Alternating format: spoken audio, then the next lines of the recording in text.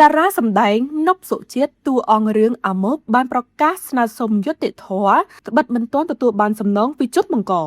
តារាសម្ដែងវ័យក្មេងលោកនប់សុជាតិដែលទស្សនិកជនស្គាល់ថាជាសមាជិកមួយរូបក្នុងក្រុមសម្ដែងពូត្រូល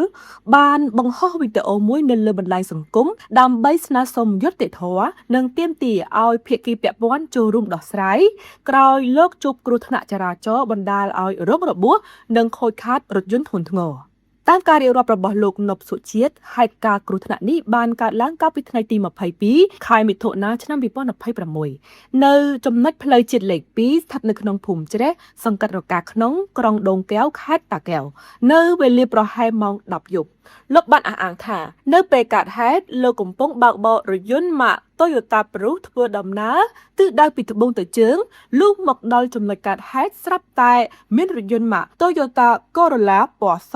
ពាក់ស្លាកលេខភ្នំពេញ TR5963 បើកបរទិសដៅពីជើងទៅត្បូងហើយបានរេចង្កូតចូលគន្លងផ្លូវរបស់លោកក៏កើតជាការប៉ះទង្គិចគ្នាដោយរថយន្តរបស់ភាគីបង្កបានបុកពេញទំហឹងចំផ្នែកខាងមុខនៃរថយន្តរបស់លោកបណ្ដាលឲ្យពងសុវត្ថិភាពផ្ទុះហើយផ្នែកខាងមុខនៃរថយន្តរងការខូចខាតទាំងស្រុងក្នុងហេតុការណ៍នោះលោកនប់សុជាតិក៏បានរងរបួសនៅត្រង់ដើមទ្រូងដោយសារអុកជាមួយដៃចង្កូតខ្លាំងនិងត្រូវបានបញ្ជូនទៅកាន់មន្ទីរពេទ្យភ្លាមៗក្រោយពេលកាត់ហេតុសមត្ថកិច្ចក៏បានចុះទៅដល់ទីតាំងវាស់វែងនិងពិនិត្យស្ថានភាពជាក់ស្ដែងលោកអះអាងថានៅពេលនោះសមត្ថកិច្ចបានពិនិត្យឃើញថា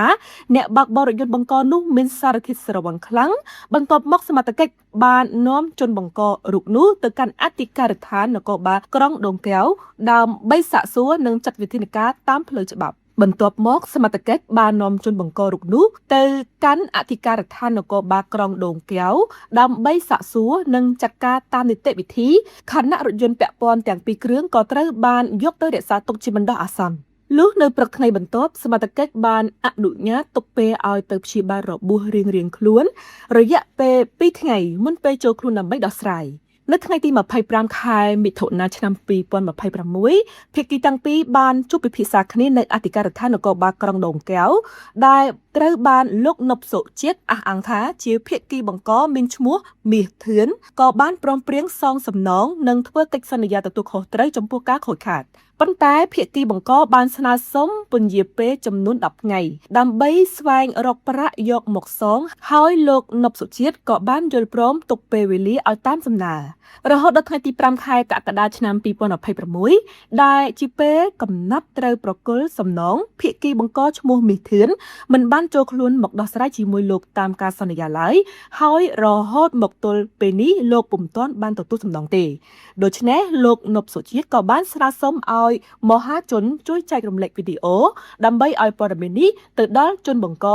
និងជំរុញឲ្យបុរសដែលបានធ្វើកិច្ចសន្យារូបនោះចូលខ្លួនមកដោះស្រាយឲ្យបានឆាប់លោកនប់សុជាតិបានសង្កត់ធ្ងន់ថារថយន្តរបស់លោកនៅតែជាប់នៅអធិការដ្ឋាននគរបាលមិនទាន់អាចយកទៅជួសជុលឬប្រើប្រាស់បានឡើយចំណែកលោកក៏ត្រូវព្យាបាលរបួសដោយចំណាយថវិកាផ្ទាល់ខ្លួនទៀតផងលោកបានបន្តទៀតផងដែរថាហេតុការណ៍នេះបានធ្វើឲ្យលោករងការខូចខាតជាច្រើនទាំងការខូចខាតទ្រព្យសម្បត្តិការចំណាយលើការព្យាបាលខកខានការងារខាតបង់ពេលវេលាដេកក្រំចិត្តដោយសាររឿងនេះតារាសម្ដែងរូបនេះក៏បានលើកឡើងថាទោះបីហេតុការណ៍បានកន្លងផុតទៅជាង1ខែមកហើយក៏មិនទាន់ឃើញវត្តមានជនបង្កនៅឡើយទេដូច្នេះលោកក៏សម្រេចចិត្តបង្ហោះវីដេអូជាសាធារណៈដើម្បីទទួលរកយុត្តិធម៌សម្រាប់ខ្លួនឯងនិងបានទៅដល់ជនបង្កចូលខ្លួនមកដោះស្រាយតាមការសន្យា